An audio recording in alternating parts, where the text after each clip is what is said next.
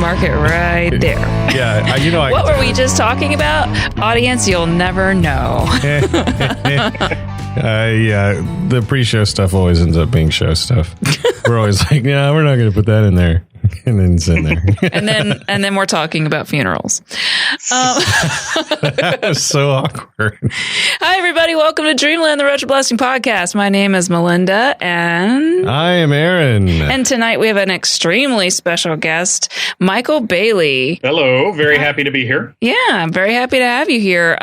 He's not the regular Michael. He's the irregular Michael. Yeah. And I've been working on this, like his fiber plan. So yeah. Not like data, not like, fiber versus cable or anything, but, Muslix kind of stuff. So Michael has a really cool podcast called The Fortress of Baileytude. Tell us about your podcast. It's a network of a bunch of different podcasts located at fortressofbaileytude.com, plug. Mm-hmm. And you got shows like From Crisis to Crisis, which is a Superman show, Overlook Dark Knight, which is a Batman show, Views from the Long Box, which is about comics of all shapes and sizes. Literally, I've done Treasury Edition and Digests, so wow. Different sizes there. That was a terrible joke, but I'm going to keep going. It was great. I like it. And I've been podcasting for about 11 years now, and it's insane. Wow. It is insane. And I mean, you have like 45 podcasts. And so you've like wrapped them all up into one show, which is cool. So yeah, I just thought it makes this part of being on other people's shows easier, where I can tell them one place to go instead of 5. Right. Based on everything you've been talking about, the audience should gather that you are super knowledgeable about comic books. So and not very knowledgeable about fiber. First of all, I would love to talk about how I came to know Michael Bailey. I remember meeting you and your lovely wife at a dinner that was pre-Dragon Con for the American Sci-Fi Classics track, where Michael and I do all of our Dragon Con presentations. And we all went to the Hard Rock Cafe, like one of the nights, the very beginning of con. And we all sat, there was a whole bunch of people from the track. And we all sat down, and I think you guys were sitting near Michael. And then from there, we started sort of talking online, Facebook friends. We hung out during that con. So that's kind of where the folks here at RetroBlasting first came into contact with you. And I mean, you're kind of like one of the folks who were the super knowledgeable people who are on tons and tons of panels at Dragon Con. As far as I know, the ones I've seen you on are all having to do with like comics and things like that, because I mean, obviously you know a ton about that. Do you have any cool memories that I'm leaving out of that? Okay, so the first time I remember seeing you and Michael was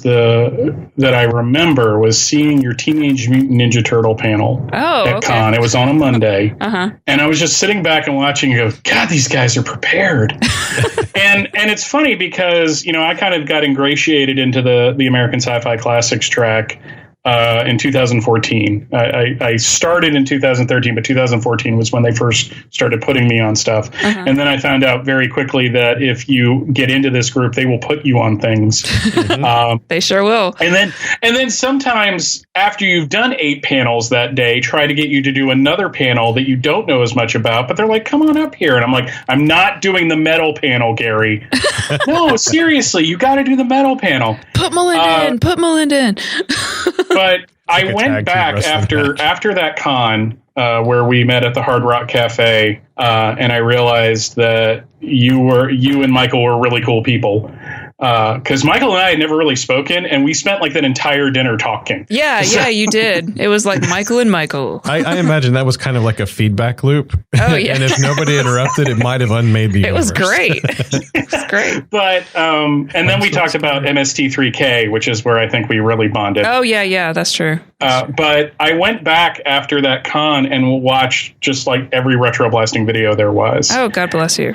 And you guys did filmed one of the Rolla panels. And you were standing behind me on one of those. Yes. And that was like the year before the Hard Rock one. And there is a moment, and this is where I will always say, this is the first time I made Melinda laugh.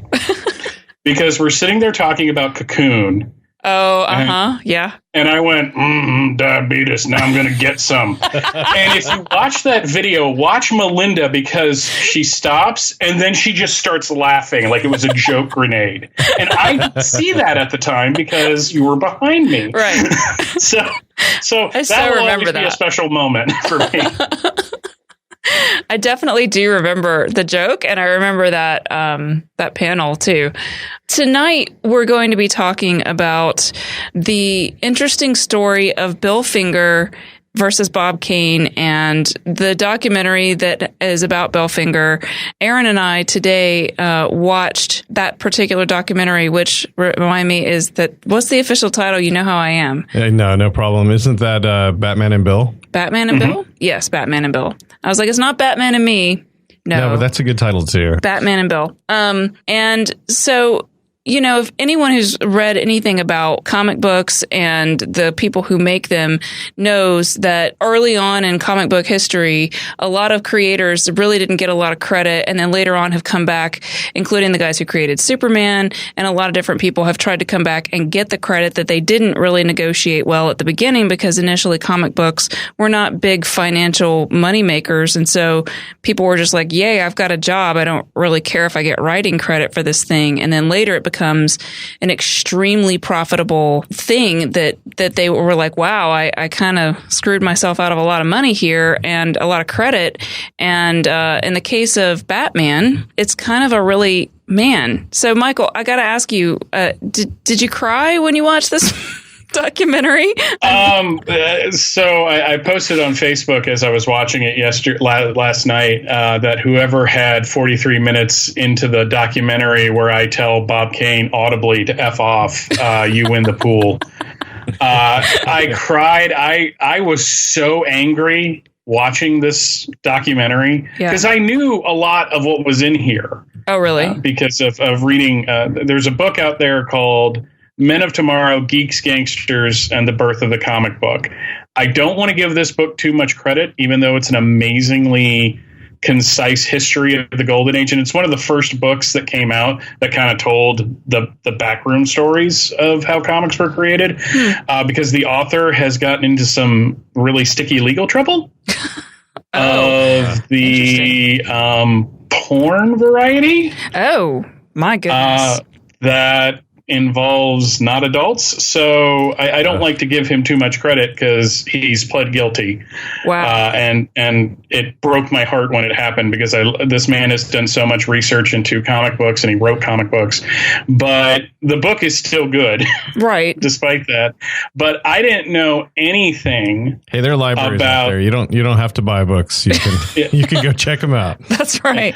But I didn't know anything about Bill Finger's family. And when they kept revealing more and more members of this family, I'm like, OMG, this is bigger than I thought it was. Yeah, that's the impression I got too. Like he kept doing this thing where he would find somebody and think he'd finally got the logjam broken, and the next thing you know, he'd be like, oh, he's got a granddaughter. You know, I mean, it just kept giving every time he turned a rock. So right now, I'm going to go ahead and break in and say, if you haven't seen this documentary and you don't want it spoilered, you should probably go watch the documentary. It's actually only available on Hulu. So Aaron actually had access to Hulu, so we watched it at his house.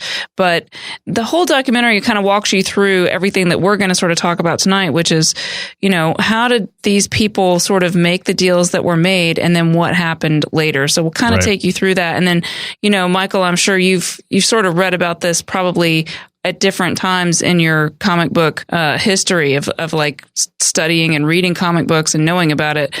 But let's kind of talk about, to just sort of get the audience who hasn't seen the documentary kind of aware of like the story of this whole thing. So a lot of people probably have heard of Bob Kane. I mean, if you've seen any Batman movies, anything to do with it, he's always credited as creator of Batman, like Batman created by Bob Kane. And so, you know, if you're just sort of going along and you're a casual fan, you probably just, you know, if you know anything, that's the name you know.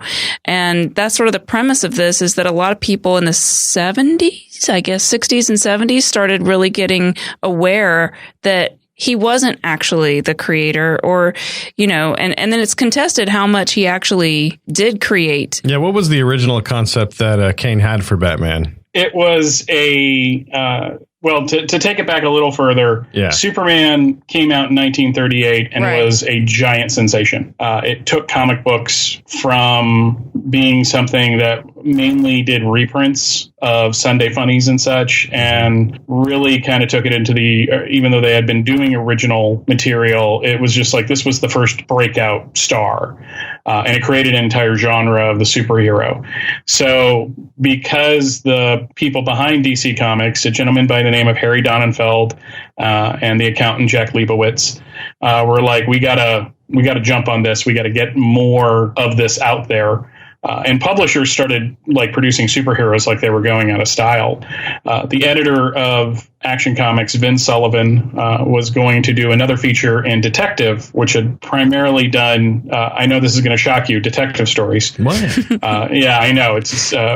And he basically went to Bob Kane, who had been selling joke features to DC, and was known as an artist, but he was basically, if you with the people that have been talked to about him, like people like Will Eisner, who is a very famous comic book creator, it was just basically like, yeah, Bob can kind of draw, but he's not an intellectual, I believe was the exact quote that I found. Wow.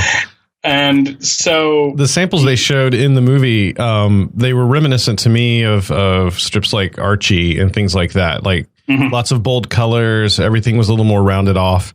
Really just lines with color in it. You know, it was not I don't know. There was a little bit more action in the comics that we got out of Batman. So it seemed like his general direction was to be a little bit lighter. So funny you mentioned that. There are a lot of people that have pulled up old artwork that predate Batman that show exactly where Bob Kane ripped them off. There is a famous shot of Batman I think it's Detective 33. I could be wrong about that. Of him kind of sitting squatting on a rooftop with his cape out, and they found this comic strip from a couple years earlier of a Native American character in the exact same position. Wow! In fact, they went a little further and found in Detective 33, which had the origin of Batman, the shot of the Waynes dead on the ground and a shocked young Bruce Wayne were both swiped from something else. Oh my God. So this gives you an idea that Bob liked the idea of being a creator, but did not necessarily have the talent to do so. So he went to his friend. So he went home. And this is the thing people tend to agree on. And as we talk about this, there is a lot of stuff that we're going to say, and it's going to seem like it's fact. This is the best information we have, right? Because there's like 15 different versions of the story. Well, sure. But he went home and he crafted this character in a red suit and a domino mask and fixed wings. Some references that I found say that he was going to call him Birdman. Others say that it was Batman from the beginning. So he went to a writer friend that he met at a cocktail party previously that he worked with that produced scripts for him and said, what can we do with this? And basically everything that has stuck with Batman for the past almost 80 years came from Bill Finger. The name Bruce Wayne, the name Batcave, just all of these things, making the costume from red to gray, excuse me. Making it a cape that kind of swirled out and had scalloped edges.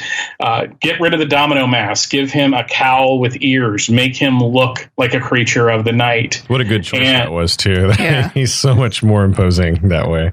The domino mask, it's not a term I heard a lot. So it was interesting to know that that's what just that little strip of cloth with 2 eye holes in it was called. For some reason in my head, I keep envisioning like dominoes being on it, like Domino Man.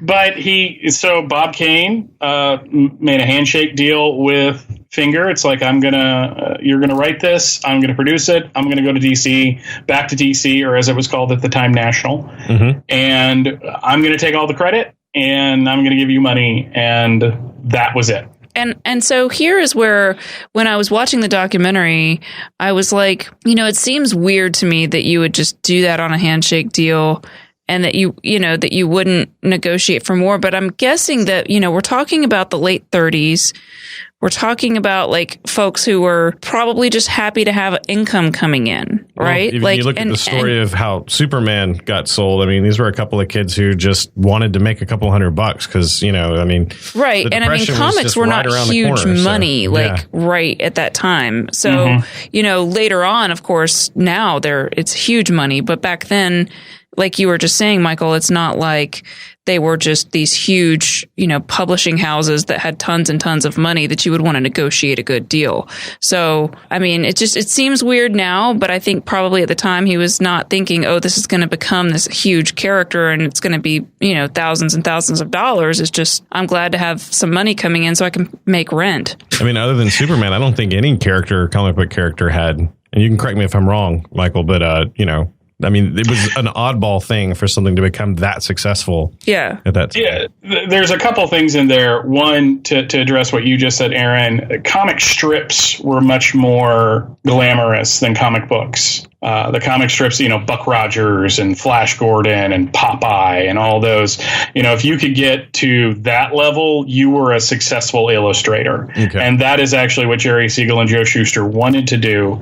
But they were turned down by everybody with Superman. But you also have to look at the people, Melinda made a point that this was the late 30s. All of the people, I don't want to say all, most of the people that created the industry, from Jack Leibowitz and Harry Donenfeld, Harry Donenfeld was a publisher that was about to get into some serious trouble for pornography. So he got a guy to kind of take the rap for him, and they got into comics. So that's what they moved into to get out of something that was going to get them in trouble. They worked with a gentleman named Major Malcolm Wheeler Nicholson, who is actually the guy that formed what became DC Comics. Very bright individual, very gregarious, terrible businessman. And Harry Donenfeld and Jack Leibowitz kind of screwed him out of the company. Basically, when he ran into trouble, they basically kind of manipulated things so that they could buy the company for pennies on the dollar. So you have these people that were all coming from a very poor background, and a lot of them were Jewish. So it wasn't so much, I'm going to create Superman and it's going to be a giant success and I'm going to be rich. It's like you said, I need a job to feed my family because the country's been in a depression for over a decade, right, and we're just coming out of it.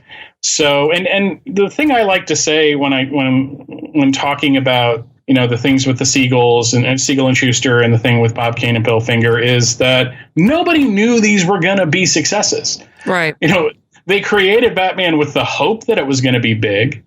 And Bob Kane watched what happened with Jerry Siegel and Joe Shuster and basically did everything they didn't do to keep a certain level of money coming in.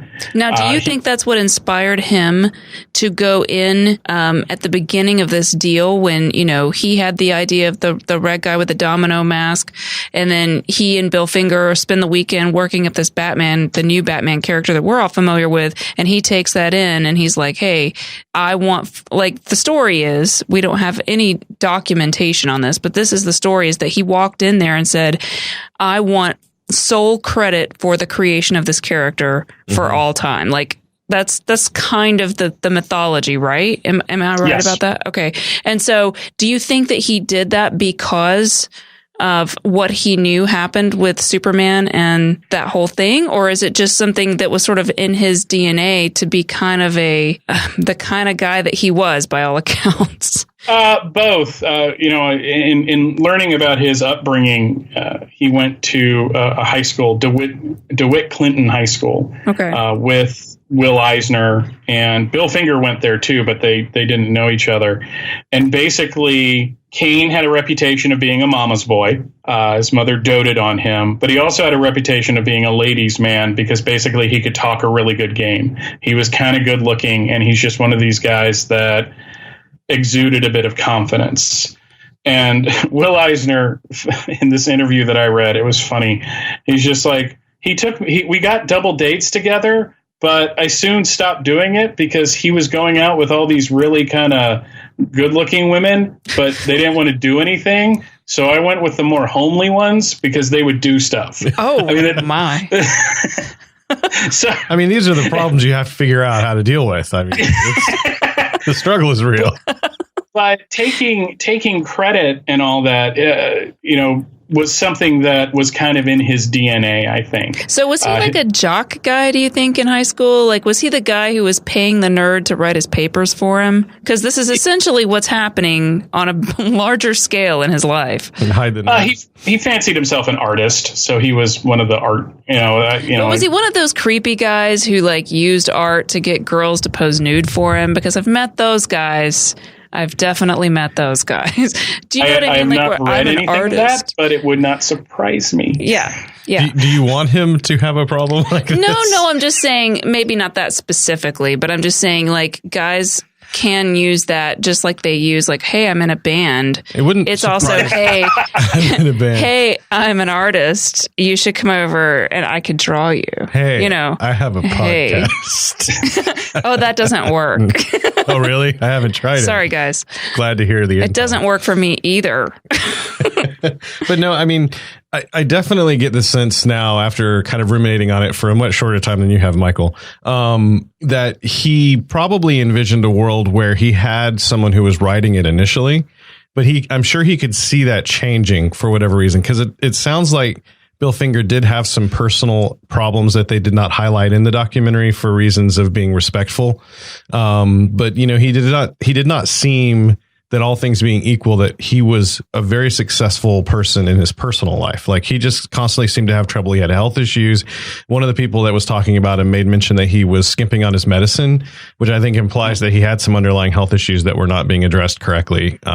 You would have to assume that, again, like you're saying, Aaron, I picked up on the fact that there's a lot of stuff that they weren't touching on, and that's fine. I'm not trying to delve into it, but I mean, obviously he had a troubled relationship with his ex. He had 2 ex-wives, and he had a child, which, I don't know how close he was with his son, before he passed and stuff like that. So, you get this horribly sad image of him in this little apartment in Manhattan with this tiny black and white TV and just alone, being sad of all the things that didn't pan out. It's very Bela Lugosi, like I said earlier. Like, it's just very sad. I mean, that's what I'm saying. And like, I'm sitting there watching this thing at Aaron's place and I'm going, don't cry.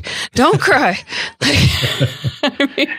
The things that the documentary doesn't bring up was, by all accounts, he had a drinking problem. Okay.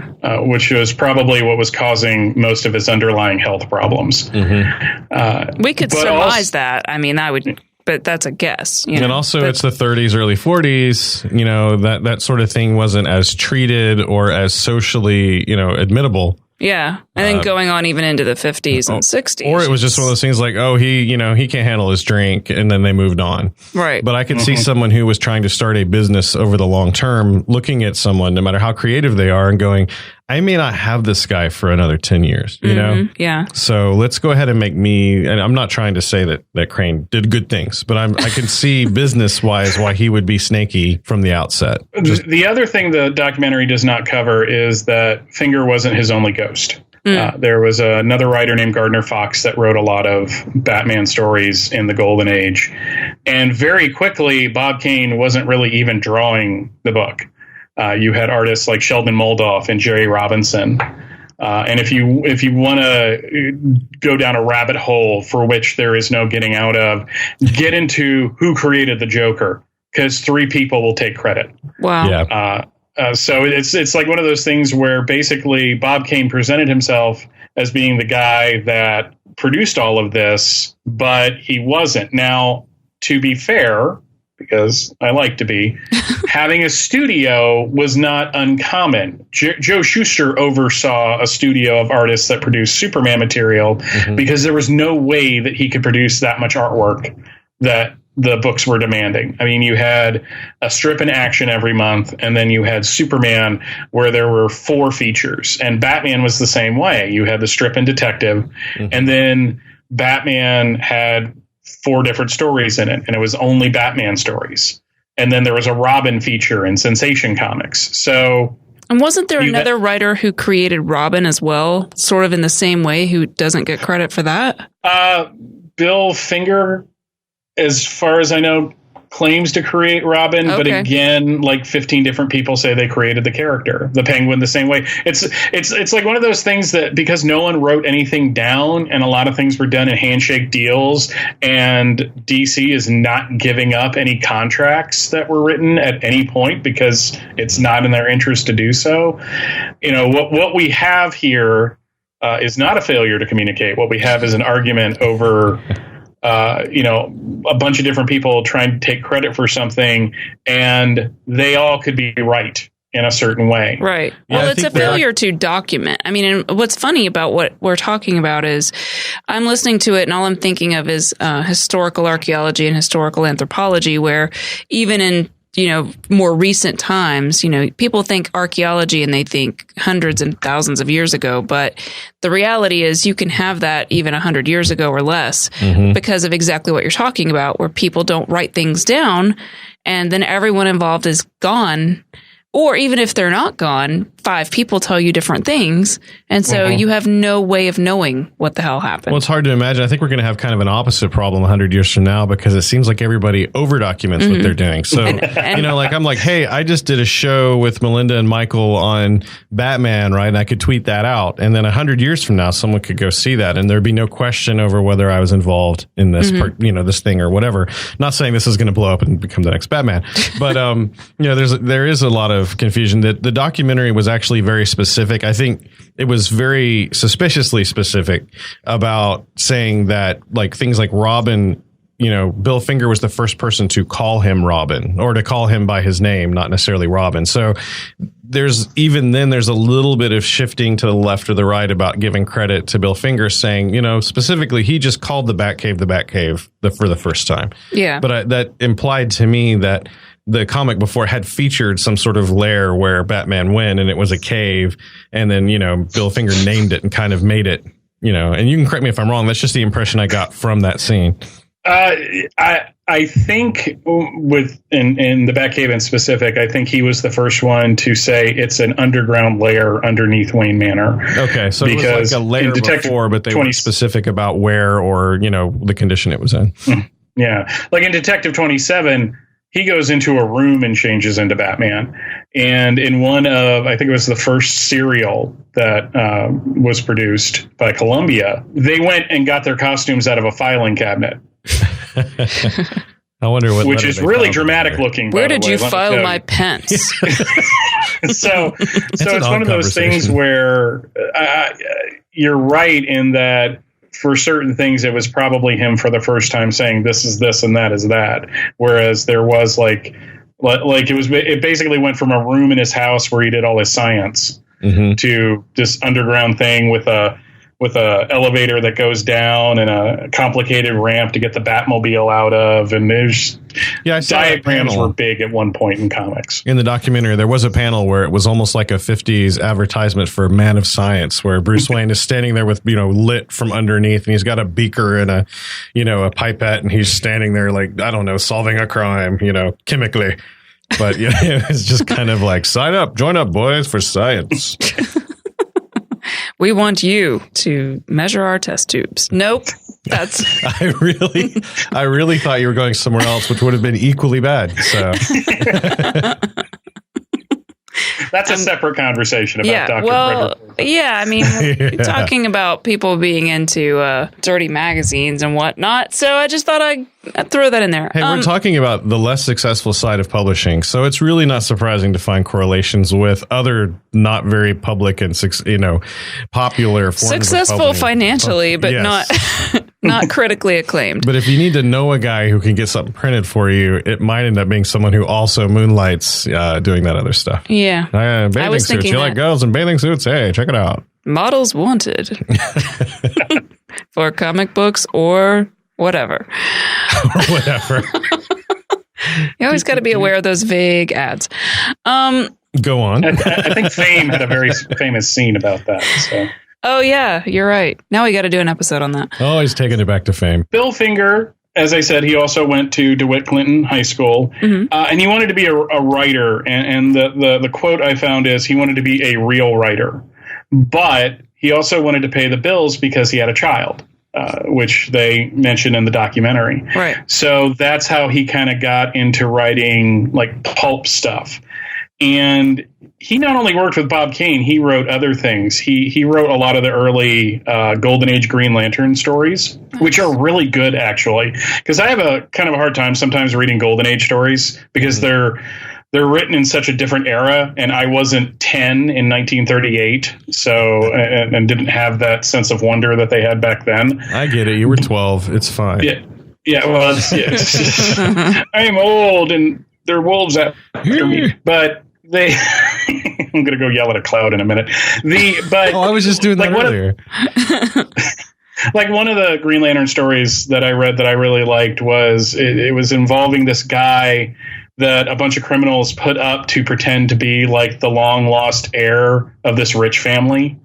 And he turns against the criminals and Green Lantern helps him. But at the end, it turns out he really is the long lost heir. So it's like you have this story that seems to be going in one direction, but then it has like that kind of Anastasia twist at the end. And I'm like, God, this guy was really good at his job. Yeah. So was he Arrow at that point? And he was like, you failed this city. Am I mixing here? I'm mixing. Yeah. It's okay. Green Lantern, Green Arrow. It's easy to get those two. Oh, but you will make someone very angry. Yeah. Be very careful, Aaron. I am knee deep in comic book fandom. While Star Wars is currently doing Hold My Beer with Superman fandom, and ripping itself apart. That's the best way to put that. Hold my beer. Yes, I am very aware of this, but.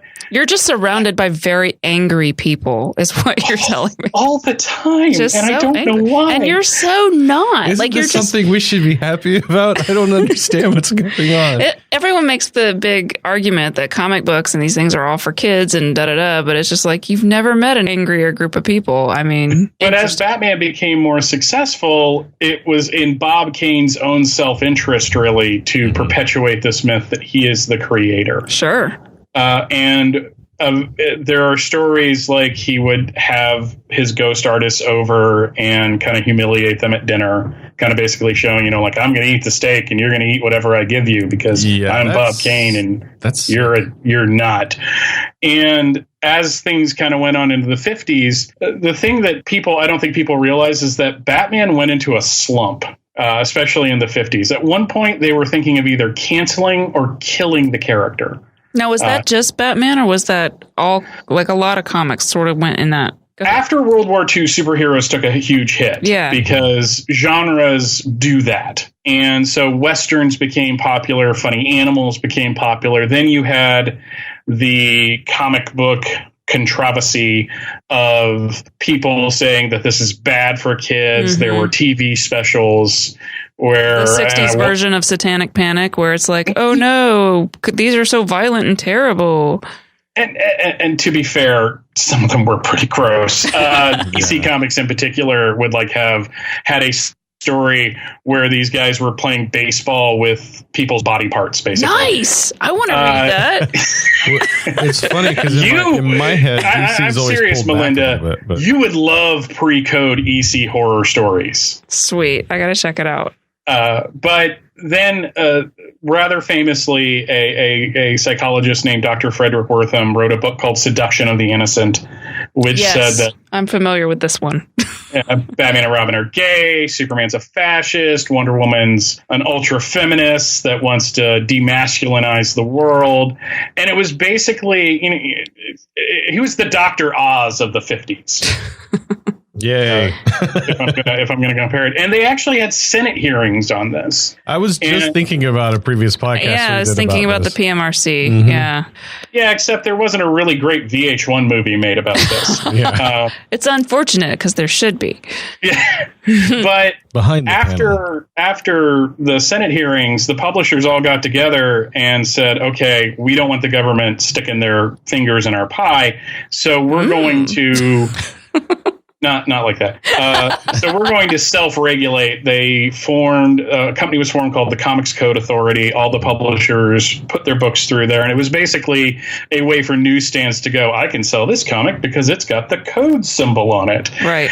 And after that, Batman went through a weird kind of evolution where he went from like this dark figure of the night to kind of the policeman's friend to I'm going to go to another planet and be a superhero with superpowers, or I'm going to have a rainbow costume, and he was given a Batwoman and a Bat-Girl, and just to show that nothing funny going on here. There is a book out there by a gentleman named William Brooker called Batman Unmasked. This guy convinced the government of the UK to pay for his PhD on Batman. I want that job. Yeah.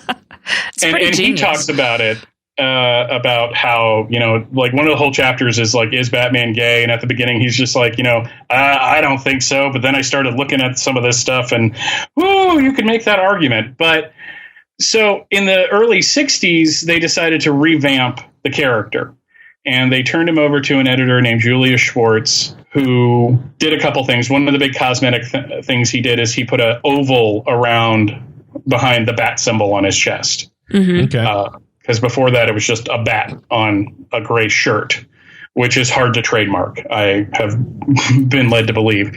And at that time, they renegotiated the contract with Bob Kane. And this is one of those areas where Bob Kane shows his ass, so to speak, because there was a tendency, something like that, of parents of kids, immigrant parents would basically destroy their children's birth certificates. Wow. So that if there was ever a draft, they could say, oh, no, they're not 18, they're 16, because they were born in this year, not this year. I see. So Bob Kane went, that contract you wrote with me back in 1939? Well, I wasn't a legal adult yet. Yeah, I heard something about that, and then I don't think they really touched on it that much in the documentary, if at all. But it's hard to prove, but it's like one of those stories that's out there. Right. And given Bob Kane, I totally believe it. So he used that to basically he kind of removed himself from the creative side, quote unquote. And he basically took a cut of Batman's profits. He moved to California. He started wearing blazers and yachting hats. And boasting of his liberated sexual practices, and he bought a waterbed, and he was basically the guy that would walk up to a girl and go, hey, I created Batman. And apparently this got him places. So, hey, you should come over to my place. I'm an artist. I could draw you. Yeah, well, it's kind of funny that because he also started doing gallery showings of prints of now, in the documentary, they talk about the Batman prints that he didn't do. Right. They mentioned that he does other stuff, too. Briefly, they did mention that he did non-Batman related things, which I wonder if he drew those. No. Okay. As a matter of fact, he didn't. He did this series of clown portraits. Ew. And then it comes out that the artist that actually drew them was suing him for non-payment, basically. Wow. And I hate to make you beep. Oh, well, okay, I'm going to get ready. Man. And edit, but one of the writers at DC Comics was quoted as saying he even lied about the clowns. So I think I would Bob be at Kane, the end of my rope too at that point. It is a jackass, but the 1960s was an interesting time in comics because not only were superheroes becoming more popular again, and you had the rise of Marvel Comics, you also had the rise of an organized fandom. There had been comics fandom since the 30s, but people like they mentioned him in the documentary Jerry Bales. And it's really funny when they were showing the different fanzines, like Batmania was a huge fanzine and they had like a name, Bill Joe White. I'm like, oh, I recognize that name, because I read a book called The Golden Age of Comic Book Fandom, which told the history of how we got organized and how fanzines became a big thing. Basically, as one guy told me, who actually produced them in the 60s, fanzines were a blog that you had to type on paper and then mail to people. That's a good idea. We should do that. Where are we on that? I remember having I remember having metal fanzines back in the like 90s and even late 80s. So, anything that's sort of a little less popular, a little more underground, you really had to rely on stuff like fanzines. Mm-hmm. And the early fanzines were also places where comic book history was being discussed for the first time. Mm-hmm. Because one, the average age of a comic reader was like 8 to 12 years old. And then they just left. They went on to do other things because they weren't the children of baby boomers who can't let anything go. Looking at you, Transformers. But shots fired. I have nothing to lose at this point. Why is everybody so mad? Looking at you, Transformers. Everyone here is so angry. But you also had the conventions starting. And so for the first time, you can go to a place and talk to the people that produce the comics that you're reading. And this is where the story of Bill Finger really started coming out, and I think could be probably considered one of the first big controversies in fandom, because he told his story, and then Bob Kane went, I'm going to write a letter. And I have read that entire letter, and it is evil. That thing blew my mind. Like, first of all, let's just spend a moment on this. In the documentary, it says that the convention where Bill Finger actually was pulled up on the stage at a panel was in 1965. Is that right? Yes. Mm-hmm. And I was just like, wow, a comic book convention. Like, all I can think of is like the little small track rooms that we like back in the old days of Dragon Con, like where you're in a tiny little room with, 15 people in the room. And, I'm just like, and Bill Finger's up there and he's telling this story, and someone had, I guess, a recording of it. It was like they were playing a recording. It may have been from a different thing. And recording in the 60s was not holding your phone in the air. No, it was just giant suitcase. I was just like trying to real thing. You had to plug in like an old calculator.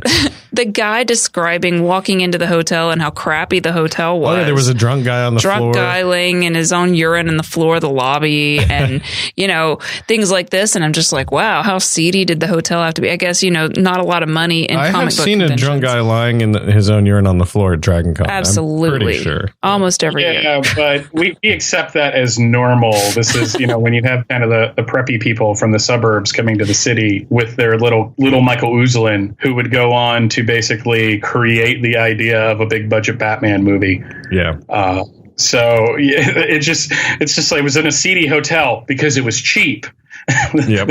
They weren't going up to the Marriotts and the Hiltons at that time. And I was fascinated that they taped it. And now I really want to go track down MP3s and see if anybody's put those online. Right. Because I want to listen to those. I was thinking the same thing. I was like, is this available just public access? Because that would be so great to just hear the whole recording. And they only found 11 pictures of Bill Finger in all the research. So. Yeah, but I was thinking of that, and I was like, people really just didn't have photographs taken of them very often. Once again, it was not holding a phone up. I mean, there was a machine with moving parts that did this. And then you have to get it developed, and it's just a whole thing. And then you had to pick the right emulsion, and then what kind of paper are you going to print it on? Right. I mean, there's a whole thing there. And then, we were talking about, he makes this statement. Someone made a statement, I think it was in a fanzine, right? He sort of came out and was talking about how, he created these characters. And that's when Bob Kane wrote this 10-page or however many pages it was rebuttal where he just completely disavows. It sounds like something that you'd read on Twitter, but longer. This is completely untrue. There is a book out there called The Batcave Companion. It was put out by Tomorrow's Publications. It was written by Michael Urey and Michael Cronenberg. Okay. And it's basically a history of like different articles and such covering the Silver and Bronze Age of Batman. And one of the chapters is called The Ghosts of Gotham, and it covers Bill Finger and Sheldon Moldoff, the men behind Bob Kane. And in that chapter, they reprint in completion an open letter to all Batmanians everywhere from Bob Kane. And you read it and you hate this man. Mm-hmm. Because you know he's lying. Right. You absolutely know that he's like really condescending. Well, Bill Joe, old chap, this sounds like my autobiography. But I thought this would be a good time to sound off about myself, as I think I've been silent too long about my views and opinions, and I've gotten tired about hearing what people think I have said, along with misquotes and distortions of the truth. So gather round, children, as I share my wisdom with you. So I'm getting complete narcissist from this guy. Oh, yeah. I mean, but again, he may have been like good to the people like close to him, mm-hmm. but he strikes me as one of these people that is caught in a lie and has to stick with that lie. Right. And instead of coming clean, as they talked about in the documentary, he doubled down. Mm-hmm. And started faking things, and it's just like, yeah, wow, like he wasn't forgiven you. Wasn't he thinking, wasn't he faking he went back sometime around this time and started drawing like something that his 12-year-old self drew. I mean, the implication in the documentary anyway was that he went back and quote unquote found these drawings that he did as a preteen mm-hmm. of mm-hmm. the proto Batman to show that he had actually done those drawings. So maybe I'm getting it mixed up when he did this, but that particular story seemed to come up with the guy that he was working with his biography, which was called Batman and Me, by the way. You mentioned that before. It was a good title. See, my brain remembered it. And that was one of those books that I remember seeing at Walden Books in perpetuity from like 1990 to 1989 to 1992. Right. Because there was like 5 graphic novels, Tales of the Dark Knight, Batman and Me, the Batman Bat Book, and Batmania. Those were the 5 things that you saw at every Walden Books because they were trying to cash in on this thing in bookstores. Mm-hmm. So, but during those interviews that this guy taped, and again, I'd like to hear all of those too, because he apparently still has them, and they apparently have put them digitally because they were playing them in the documentary. Mm-hmm. He was basically saying, yeah, I drew all this stuff, and he produced these sketches that were like, yeah, I drew these when I was 13, and everyone's just like, no, that's a lie. Right. Like they said that on the interview on the tape? No. Okay, that would have been super impressive. Other people saw this and knew he was full of it, basically. Because it doesn't add up. Because it's like you don't need to be a Batman to do the detective work on this. Yeah, and then you almost have that sense of like, why are you even lying about this at this point? I mean, what are you trying? Money. Do you think it's money or pride? I kind of feel like it's both. I feel like it's not just the money because... And fear of discovery, I guess. Having all of that stuff questioned all the way back. And who knows what else he was involved in that would have unraveled. Right. At some point. Well, it's kind of like, eventually what we're getting to is the fact that Bill Finger did have a son who, the filmmaker finds out, this is so funny. I didn't know any of this story at all when I was going in to watch this documentary. The filmmaker is desperately trying to find an heir, someone who was an heir of Bill Finger so that they could contest having Bill Finger's name added to any future stuff that's made for Batman. So that it's like created by Bob Kane and Bill Finger. Mm-hmm. And so that's the whole point of this documentary. And so he gets to this point where finally he figures out there was a second wife because he knew there was a first wife. I mean, it's amazing how little is known about this guy. I don't think anybody knew about this. I mean, he was like literally reading phone books and reading like newspaper after newspaper, just obituary sections, trying to find where it lists all of people's relatives to find distant relatives. He said he called every finger in one district. To see, it's like 50-something people. And so, I mean, he really did a tremendous amount of legwork to get to... He let his fingers do the walking. I was waiting for the first finger pun. Yeah, it reminds me. It reminds me of a lot of, there's people out there who are like true crime detectives and they find cases that are unsolved and they literally go and just as a person on me, I could go and like investigate on the internet. Get a cold case and to try to work it and like send your information to the police and see if it can help. So it kind of reminds me of that in a way. And so he finally gets to this point where he finds the son, and the son was gay and he died in 92. Mm-hmm. And so he was like, so I felt like I was at a dead end. And I'm like, you know what? In 92, like it's still very possible that, you know, because people were not out of the closet very often in the 80s when would have been most of his life, right? So you're thinking, okay, well, maybe he was married or maybe he still has a kid. I was like, how are you not like just looking into it? Because just because he was gay doesn't mean he didn't have a kid. I know. I wasn't surprised to find out he had one either. I wasn't at all. And I was just like, dude, come on. But that was just kind of a funny thing because finally you find out that he did in fact have a daughter and she's the heir and all the problems are solved. I mean, he had to talk her into doing everything too. So there was definitely, I would like to hear more about how they came about building that plan. Cause they talk about the strategies they had trying to convince DC that they were going to go the distance when they knew they couldn't. Yeah. I mean, it sounds like there was a very brilliant play there. And then all of a sudden the documentary shuts up because I feel like there were some non-disclosures signed. We got his name on the screen. I noticed some other things like right after this happened, Kevin Smith had the documentary filmmaker on his podcast and they talked about it for 3 hours. And now I can't find this available anywhere. If you even go to Smodcast, it's just gone. It's not on the Fat Man on Batman feed? No, I thought it still was. If it is, then it's not like all the places that I went to go find it. Yeah, I looked in a bunch of places now, too. Because it's so old now. Was go to iTunes and then just see if I could force iTunes to go back through the RSS feed. My iTunes wouldn't, but I'm not good at computers. But it's been deleted off SoundCloud. The Smodcast website itself actually gives a 404 error with a Kevin Smith telling you shh in a little picture. So if Michael Bailey can solve this problem for us and send me the link, then I will post it in the show notes. Yeah. Yeah, because I think it was a good show. I'll look. I mean, I found it behind a paywall, but I don't know for a fact that it would be behind that paywall. Yeah, I think soft scrubbed would be a better way to put it because I don't want to give the implication that there was a conspiracy, but it does seem very, very hard to find, much harder to find than a lot of other shows. Yeah, because I desperately was looking for it because I didn't want to pay for Hulu to watch the documentary.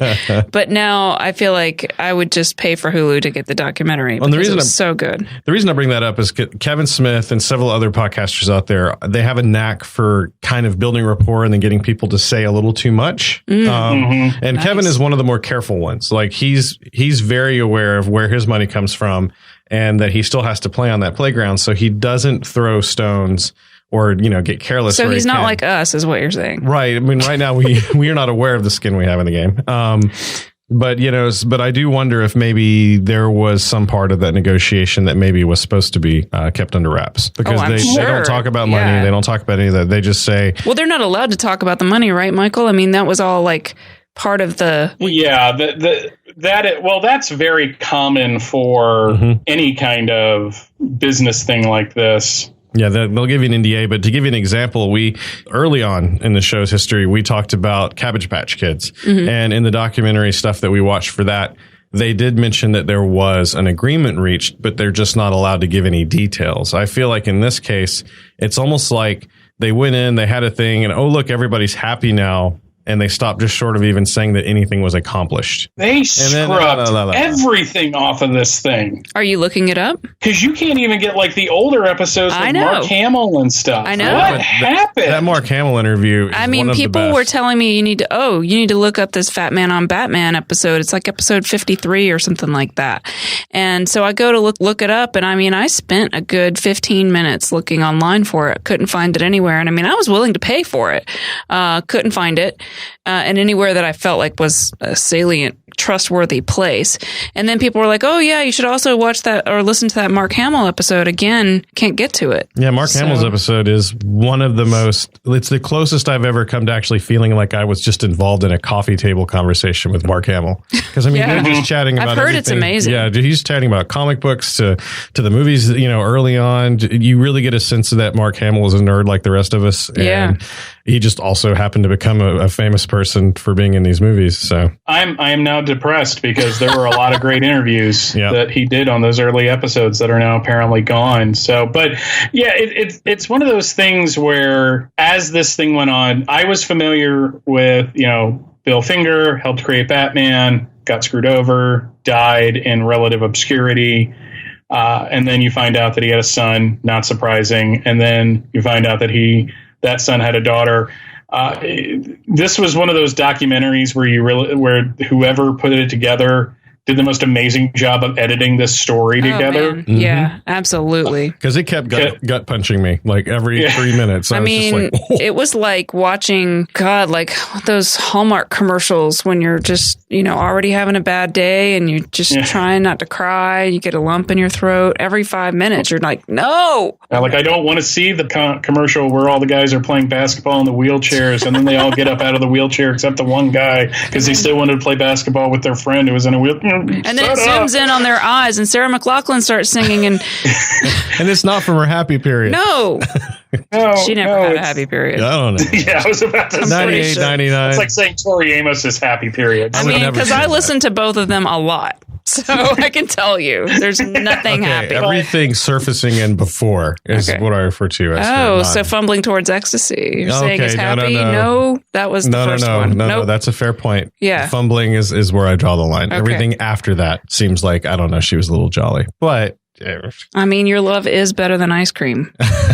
See how I'm making obscure references, everyone? It's good times. It's okay. I got the name of the album mixed up, so it's all good. But the funny thing was, the daughter is around our ages. Yeah. Mm-hmm. She was, I think she was born the same exact year as me. And you, Michael? Yes. See, I thought so. Yep. Yeah, we're both 76ers. But, you see that, and she's like, well, I had a really rough time. And suddenly you think of all the friends you had in high school that had those situations where parents were divorced. And like when you hear her story of how because of who her father was and their relationship, that she didn't get to be there at the end. She didn't get to be there when they scattered his ashes.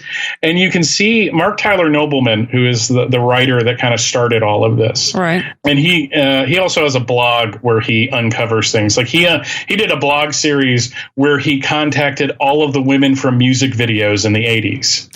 Wow. So like this guy is like a bloodhound when it comes to this.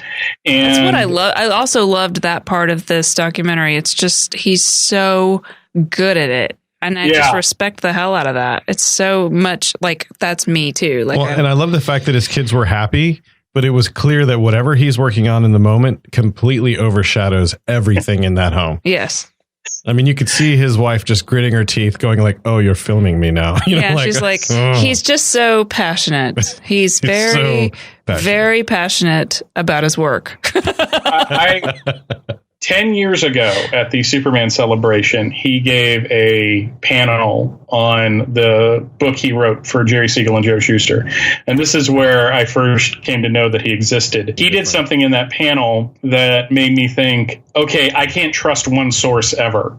Because the book that I told you about earlier, Geeks, Gangsters, and the Birth of the Comic Book, talks about the history of Jerry Siegel. Mm-hmm. And in that book, it implied that Jerry Siegel's father was murdered in a robbery. Mm-hmm. And Marc Tyler Nobleman's like, I like Gerard a lot, but if you actually look at the documents, he died of a heart attack after the robbery. Like the robbery caused him to have a heart attack and he died, which is it's both tragic, but two very different circumstances. And I'm like, that's the difference between a record and literature. Book. I got to keep digging. Yeah. So from the jump with Nobleman, I have always gotten the sense that this is a guy that just, when he latches onto something, like he tracked down at one point at a amusement park that had like water shows in the 70s. They had a Justice League water show. He tracked down all those people. Wow. I don't even know how. I can't even find people I went to high school with sometimes. Well, I love that. And I kind of that was one of the things that I took away from the documentary, is I wanted to sort of learn more about the documentary filmmaker, because I don't know. I know I sort of talked about this before, and I know it's a little unrelated, but similar idea where I'm sure everybody in this has heard of Patton Oswalt. Oh, yeah. And then his wife, Michelle McNamara, who died a couple years ago now. And her complete obsession with true crime and the Golden State Killer. And she had been kind of devoting her life to trying to find the Golden State Killer. And they then, just a few months ago, found the guy. Like, they caught him. But she was writing a book, and they finished it for her posthumously, like, so that her work would still be able to be published. And it had just come out earlier this year, I think. And she had gone so far as like this guy would like break into houses and do all this horrible stuff, and he would steal trophies, like people's silverware and just weird stuff from their houses. And she found this very rare, I think it was a pocket watch that was engraved. She found it online at a not a pawn shop, but sort of like a secondhand type store that had like an online thing that someone had sold. And it was so unique because of the initials, and the initials were weird. She actually found this thing that had been stolen from a crime scene. So and she had a lead. And kind of got a lead. And she had all these different leads that she had tracked down that way. So there are people who are just really dogged, like this guy who did this documentary, and who will just keep at it, go to the library and, scour through the microfiche and all the different stuff that you can do to find that makes a lot more sense now, because he made the comment at one point that when he was going through all of the obituaries, it's not like today, before a certain point you would get the whole page, and the weight behind his words of you get the whole page. I remember noting it, and now I realize that probably means that he not only read the obituary, but he read the entire page for context and was looking for spider webs from that. That's right. And you could hear the pain of just his days of reading entire, pages. He's getting up in the morning and going to the library and just spending like 8 or 9 hours straight looking through old newspaper pages of obituaries. Well, that clip of his daughter just saying Bill Finger to every question he asked was just amazing. Well, my favorite thing of his research, though, is when someone's like, well, why don't you look at her MySpace page? And suddenly you realize exactly what era we're talking about. Like a MySpace, like, wow. And it seemed like at that point, he realized that social media was a place where you can find people. Right. And probably really helped in his search. But still, like, this is one of those guys that I look up to, because I like, as you probably guessed, I like learning about the history of comics, and not just Batman was created in Detective Comics number 27. Let me read every issue of Detective Comics and I can tell you everything he did. It's more of, the behind the scenes stuff. So you're like the Michael French of comic books. Yeah. And the thing that I really focus on is I want the real story. I want even if it's boring, I want the real story. Right. I'm not looking for dirt, but you are handed a legend, and that legend could be, I woke up one night, and I had this idea for a character that could lift great weights and, leap an eighth of a mile and all that. And I ran down the street the next morning to my friend Joe, and we created Superman. And then you find out that Jerry Siegel worked with another artist before Superman got published and kind of cheated on Joe Shuster. And you're like, oh, it's not a comic book. It's real life, which is really ugly. And that's what I liked about this documentary, is that while they didn't go into it too much, what they didn't say about what his daughter didn't say spoke volumes to me about what this woman went through in her life. And it made me feel something for her about how not ugly, but messy real life is. I've been trying to figure out a way to say this without sounding like a jerk, but the more I watched the interviews with the guy that found Bill Finger, and they were friends, and they lived in the same building, right. And he had a key to Bill's house, I'm like, was Bill gay? Yeah, I mean, I kind of was wondering that myself. I mean, not that it makes any difference. It's sort of like the whole thing about, when you were talking earlier and it was like, oh, well, is Batman gay? It's like, who cares? Like, that's the part that's just weird. But I mean, and it's like fiction, so people can write whatever they want, and it doesn't necessarily, it's not a litmus test for them. Right. In most cases, in some cases, it can be, but like it's confessional, right? But yeah, there was a lot of stuff in the brief interviews I saw with him that was much like his daughter. The unsaid was very expertly put on the film. The comment that stood out to me was just him saying, and there wasn't really anything I could do about it. Like he was talking about how his health was failing and everything else. And he was just like, and there was the amount of care. They know there's nothing that he had was like, oh, he's deeply involved in Bill Finger's life and has been trying to keep him on the rails. So whatever that relationship is, whether it was romantic or whether it was just like brother to brother, you could tell that man loved him and wanted so much for him to be okay. They were like business partners and were clearly great friends, even to the point where Bill was like, "Can I just have top billing for once?" And I mean, that was anhad moment. See, that was the part that really got me was that part, and then of him seeing it on the TV. God, yeah, the watching like he had written the one episode of the 66 Batman show, and he and the other guy, had written this together, and so the guy's talking about, oh well, he only had this crappy black and white television set in his apartment,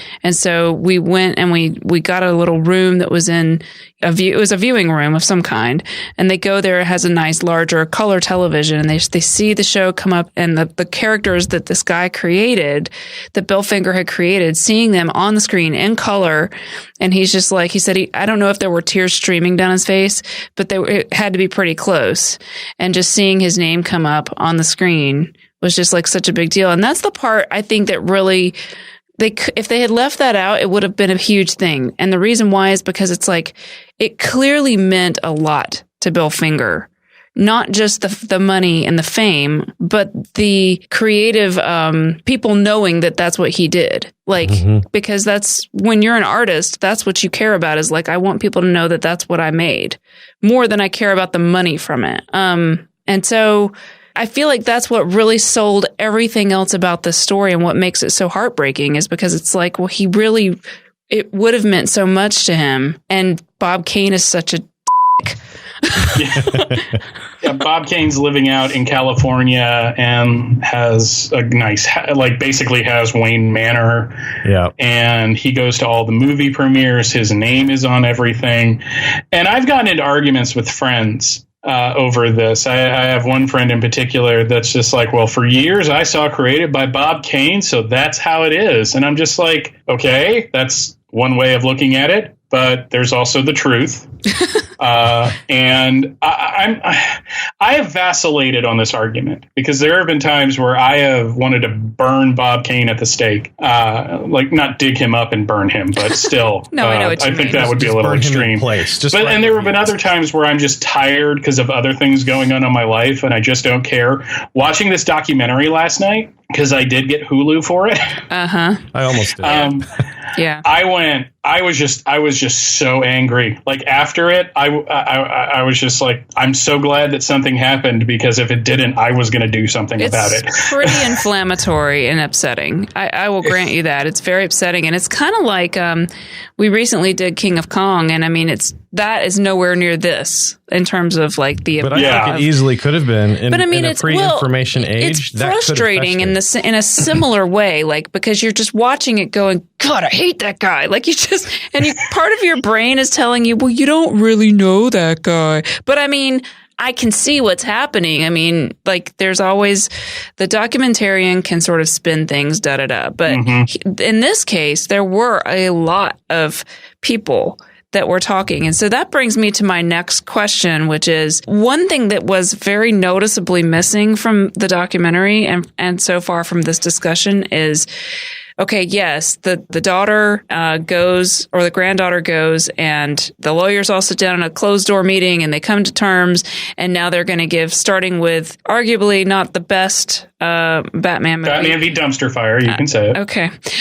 Just trying to be, but you said it, so therefore I was staying away from it because I had a feeling Michael had an opinion. It's a terrible film, but but anyway, so still, his name gets put there in that film, and then in something else that came out around Gotham, correct. Yeah. And so that's all well and fine. The family seems happy about it. What do the heirs and the people on Bob Kane's side of this think about this documentary? What do they think about the addition of Bill Finger?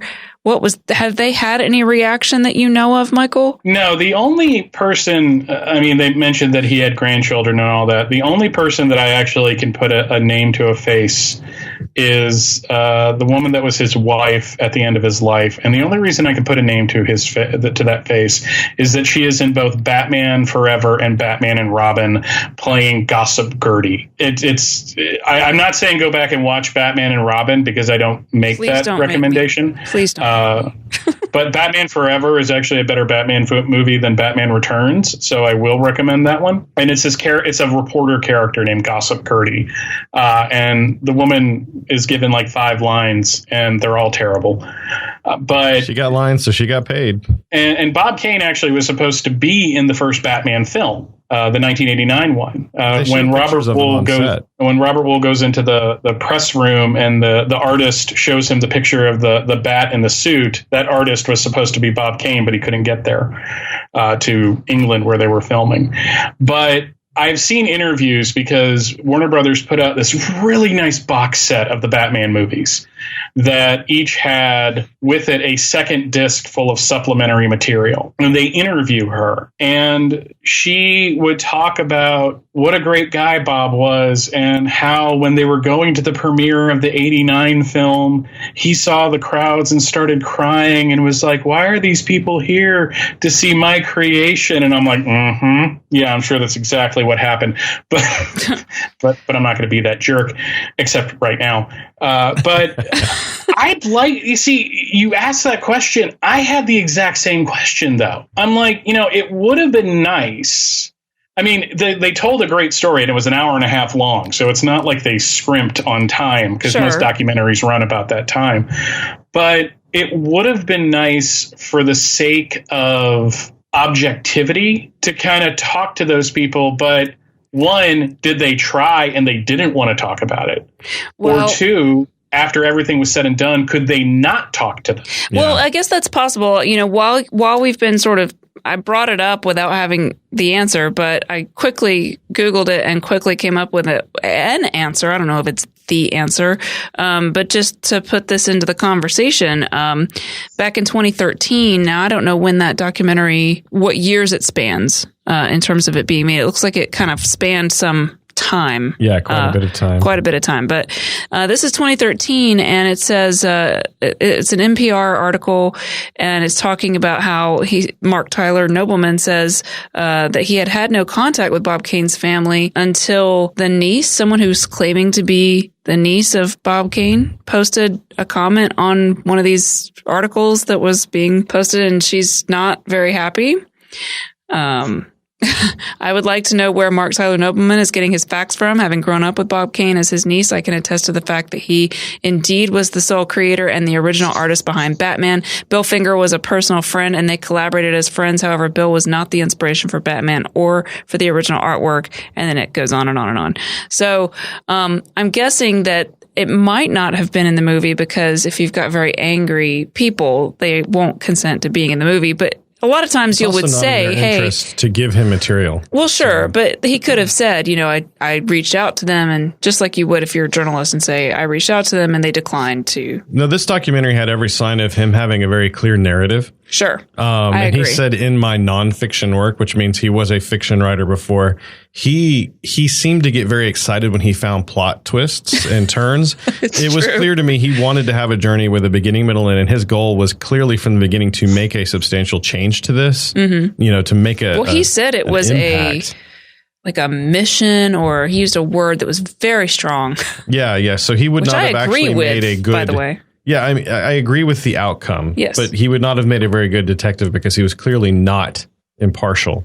He was not objective. No, he set out with a goal of getting this person's name put on because he had done. That being said, you go get in the bathtub of all this stuff that he uncovered. I don't think very many people would have been objective. No, it's hard to not be upset by these facts. They lingered on his granddaughter a lot longer. Like in the moment, I was getting a little irritated at how long they were just staying locked in on her crying.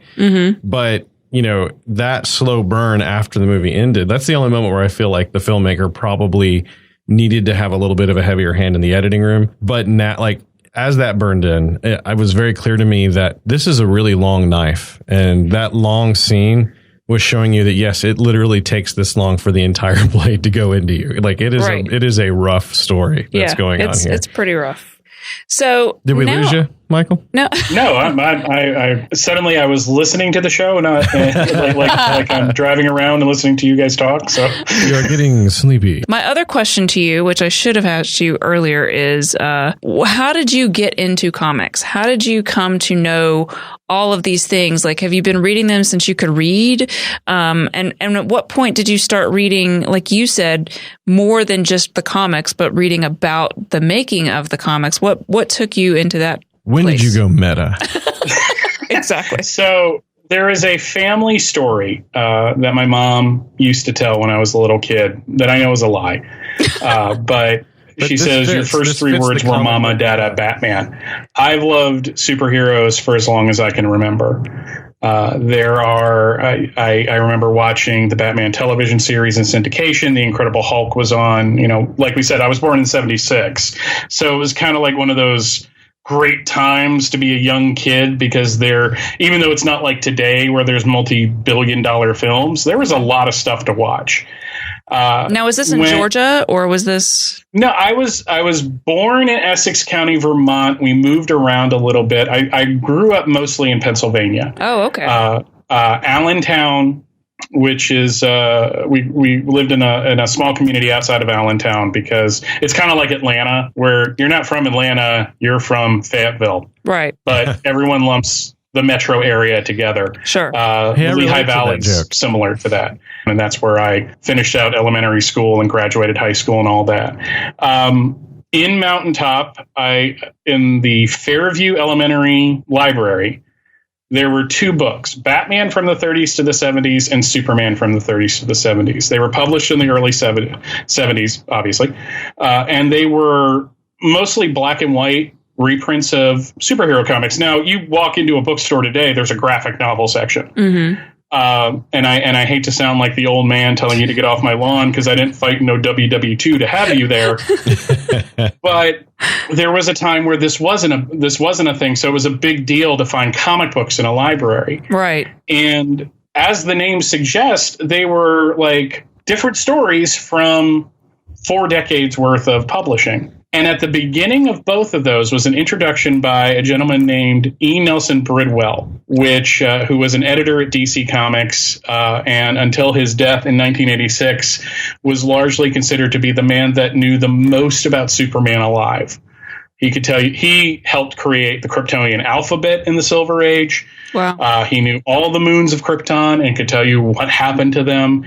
He could also tell you things about poetry and Shakespeare and stuff like that. And he wrote these little histories. So in my first experiences reading comics, 2 things were apparent. One, these things evolved over time. Now, I didn't think about this when I was 7, so it's not. I was a rather oblivious kid. I wasn't like I am now till about 5 years ago, and that there's a history behind this. There are people named Jerry Siegel and Joe Shuster and Bob Kane. And so as I grew up, I was a kid of the 80s. So, and it's great talking to Melinda, because I can say things like in 84, I was 8 and Transformers happened and it was a huge deal, and stuff like that. But when I was 11 years old, we had moved back to the Allentown area, and I have 3 older sisters, and we all had jacked up grills. It was kind of a sliding scale. My eldest sister needed a little bit of work. Ginny needed a little more. Jay needed a little bit of more. And I had teeth that, like, God designed, daring you to knock the front 2 out, which happened when I was 8. I went over my handlebars. Oh, no. So that's why I have that chip in my tooth, if you've ever been curious about that. So one of the things, when we got back to Allentown, my mom was just like, okay, everyone's going into braces. Now, I was a little too young, but I still had to go to the appointments with my sisters, because mom's not going to leave an 11-year-old by themselves at home, because this was a time where you still didn't do that. That's how Stranger Things happens. And that Dr. Ty's waiting room was lousy with comic books. Nice. like DC books from the past 4 or 5 years, and I saw a couple Superman books that I then saw at a grocery store, the Super Fresh in Trexlertown, Pennsylvania, because this is the stuff I remember. It was called Super Fresh? It was called the Super Fresh. It was like an old 70s type of grocery store that still existed in 1987. Had a disco ball on the top. Well, it had the same linoleum, but when you stepped on them, they lit up. That's right. Yeah. And they had by the express lane, they had a spinner rack. Now that spinner rack moved around because that was one of my main sources of comics. But it was May, June of 1987. I found these 2 issues of Superman, and 31 years and thousands of comics later, I think I made a horrible mistake. What have I done? But through reading the comics, you would read stuff in the text pages, and they would give you little hints. And then when I was 15, this book came out called Marvel, 5 Fabulous Decades of the World's Greatest Comics, which was written by a gentleman named Les Daniels, who wrote this kind of textbook on the history of Marvel. Now, it's the sanitized history of Marvel, but I didn't know that because I was 15. So then I started tracking down his books at libraries and stuff. And I've just always, from that time, it wasn't just about knowing what happened in the comics. Like I said earlier, it was kind of knowing the story behind the story and digging into it. And this is why I get crazy when people talk about the death of Superman, because they're all like, well, DC planned it all out, and it was all about money. And I'm like, you morons, let me tell you what really happened. And that's a whole other 47 podcasts of what really happened with Superman. We're going to have you back, I think. Yeah. If you're willing.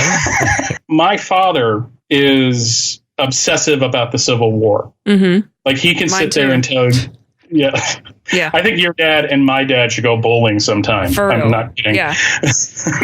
But, and I think what happened is that I picked comic books to be that about. Right. Where I can tell you about the different writers who have written about comics and kind of going to like the early days and then digging into it. And now that I podcast, I can actually talk to the artists and writers themselves. It's a little easier because you're like, oh, I'm going to interview you for a podcast, and I'm not just some guy that's going to come up to you at a convention and pepper you with questions. Yeah, you just walk up and say, hey, man, I got a podcast. You want to come over to my house? Hey. I'll draw you. That's right. So this is the question, and I love this question because I feel like I could ask it to anyone who's really into a thing, is how has learning so much about the business and the behind the scenes part of comic books changed the way you experience reading comic books? The hard thing about it is it's hard to be critical about certain things once you learn the behind the scenes shenanigans about them. Okay. You can think something's terrible, and then you hear the writer like, well, the editor took it completely out of my hands and rewrote it. Okay. And suddenly they didn't write it. So was it bad because the editor wrote it and I can't blame the writer anymore? But does it change who you're mad at about that? Like for Michael French, my Michael, that's how he is. So instead of getting angry at the writer or the whatever, he gets angry at the production or at the way that the business is structured that screws over the writer or the director or the actor or the whatever it is in that situation. I have gotten really good, and podcasting has helped this because when you do an analysis, you have to get a little anal. Sure. I want that as one of my Fortress t-shirts, by the way, is that I can compartmentalize. Like, okay, we're not talking about the behind-the-scenes shenanigans. We're talking about the art itself. And the art itself has this that's good about it and this that's bad about it. But you can then contextualize that and have a separate conversation about why writer A is a jackass because they did something that screwed over the artist. And let's say you're reading a miniseries came out in 1987 called Hawk and Dove. And in the 4th issue, everything, the artwork was all screwed up. And the reason why the artwork was screwed up is that without telling the editor, the artist, Rob Liefeld, turned in all the pages sideways. Oh, my gosh. Wow. So it was so you would have to turn the comic around and read in what they tried to call in the early 2000s, because comics desperately wants to be anything but comics. They called it widescreen comics. which is great when you're reading like a single issue. Trade paperbacks, F you is what I'm saying. Oh my God. But, I can imagine. So then you have to go back and say, well, was the artwork really that bad? Or is it now bad because they had to rearrange a bunch of stuff in the production side of it? Right. So the best example I can give you to your question is Marvel, The Untold Story by Sean Howe. And this guy talked to everybody about the history of Marvel Comics. And after it, I'm like, I think we were lucky we got anything. Because... oh my God. And you learn that the villains of the piece sometimes really aren't as villainous as they appear, because it's all about perception at the time. So the biggest lesson and the thing that I've learned from this is that you have to contextualize everything. Right. And look at it from 1,000-foot view before you start digging into the weeds. Well, you have to look at it from far away and up close and different angles and things like that. And I mean, it's kind of like I have a friend who is a historian, and she talks about that sort of like anthropology in that way of you have to take everything and put it into a context before you can actually understand it. And to do that, you have to learn a lot of things surrounding the main story that you think that you're going in. And little fiddly things too, like, how the clothes were constructed and whether or not they would be comfortable. I mean, there's just little details like that which can make big impacts on what you perceive happening in that moment. Right. Not, maybe not clothes, but there's lots of little things. And who knows what those things are going to be. And this is why when you have people that are now just getting into these things and looking at comics in the 60s and 70s and being horrified by things that, to me, I just say, I'm not saying it's right. I'm just saying that was acceptable in 1975, and I can't make too much of a judgment call on that unless it's overtly racist. I mean, you have to take things in the time in which they were created. You can't judge the past by modern standards, and there's a reason why it would not be published today. Well, sure. I mean, we've talked about on the show that there are things that just do not hold up well. And so when you try to go back and rewatch them now, even television from the 90s, it can just be jarring and shocking how far we've come or how far we hadn't come at that point. And you're just like, wow, I didn't realize it was like that. So, but yeah, that's interesting. I think when I see people who really study an industry, like I'll watch Michael sort of going through looking at the business and the industry of film. And then when he watches a film, I can see him watching it from a whole bunch of different angles. He's watching it as like the business person is probably making decisions, and then how the director or the editor made the decisions that they made, and then how the actor is making those decisions. And then just, it's hard for him to just watch a movie like most of us watch movies. And I would think that it would be difficult for you, Michael, to read a comic book without having some of that filter into as you're reading it. Or are you able to, like you said, compartmentalize, and just when you're reading a comic book, you're lost in it, and then later you can kind of look at it from a different angle? Yeah, it's more of why am I reading this right now? Right. Okay. Like if I'm just reading for fun, I don't turn my brain off because I hate that saying, because I think it's insulting to everybody, yourself and the people involved. But sometimes I just want to sit down and read, a comic or read like a trade paperback of something. But the problem is, in the back of my mind, now that I've been doing this thing for so long, is I can't help but start like in my brain, there's a smaller Michael with file cards that is writing things down and organizing them. So if I ever have to talk about this later, I know to talk about it. Are you reading a research paper? Great. If you find Batman's pants, let me know. The best example I can give of the answer to this question is my wife Rachel and I watching the Marvel films. Uh-huh. I'm watching them from the perspective of how well do I know this character comic book wise? And if I know them well, what are they getting right? What are they getting wrong? What's a reference here? Right. Like, Mr. Green and Mr. Blue in the Incredible Hulk film. That's a reference to the Bruce Jones run of the Incredible Hulk, where Bruce was on the run talking to Mr. Blue. Mm-hmm. That kind of thing. My wife's like, why is he doing that? and it's great because she makes me think of it from a completely different standpoint. Right. Or she'll make me realize that something that is completely normal to me is insane. There's an episode of my show Views where during Superman's 75th anniversary, I did a bunch of special episodes about Superman. And one of them I did to be released on my wife and I's wedding anniversary. And the first part of it, I covered an issue where Superman and Lois get married, Action 484. And then the second part of it, I sat down to talk with Rachel about Superman's romantic life. Mm-hmm. And I'm like, and then there was Lori Lamaris, his mermaid girlfriend. And she went, what? I went, yeah, he dated a mermaid in college. Who didn't? And she's like, are you punking me? I'm like, no, I am not messing with you here. And then it made me realize that something, because that was one of the first Superman comics I ever read, because it was in Superman from the 30s to the 70s, that something that is completely normal to me is completely bat guano insane to other people. Yep. And I love that, actually, because it makes me realize how weird I really am.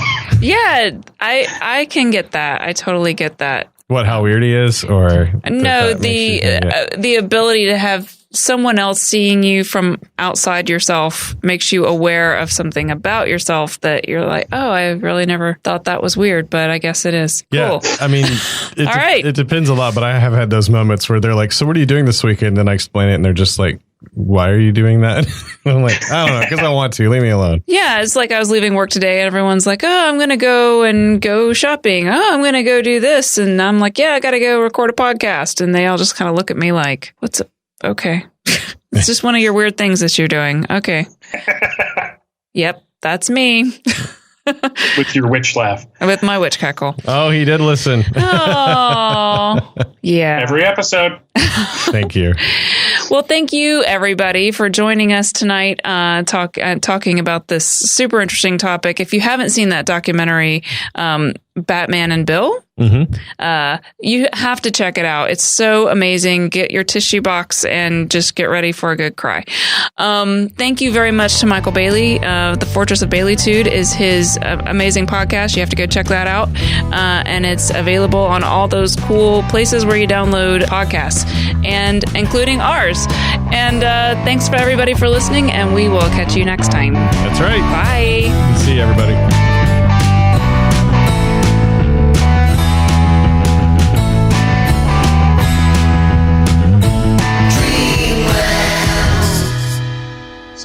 What? Have you ever read a Superman comic? Not in the last few hours. Oh, I was just checking, right? Just checking.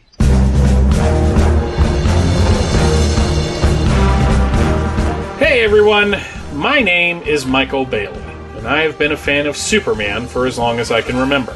In 1987, I started collecting the Superman comics as a going concern, which led me down a long and winding comic book-filled path to 2007, when I first started podcasting.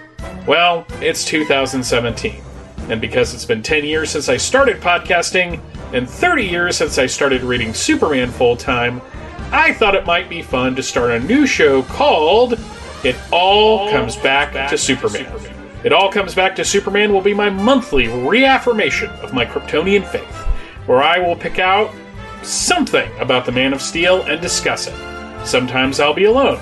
Sometimes I'll have a guest. No matter how many people get involved, Superman will be the focus. It All Comes Back to Superman is part of the Fortress of Baileytude podcasting network. New episodes will drop on the 28th of every month. This show and all of the other programs that are part of the Fortress of Baileytude podcasting network can be found at www.fortressofbaileytude.com.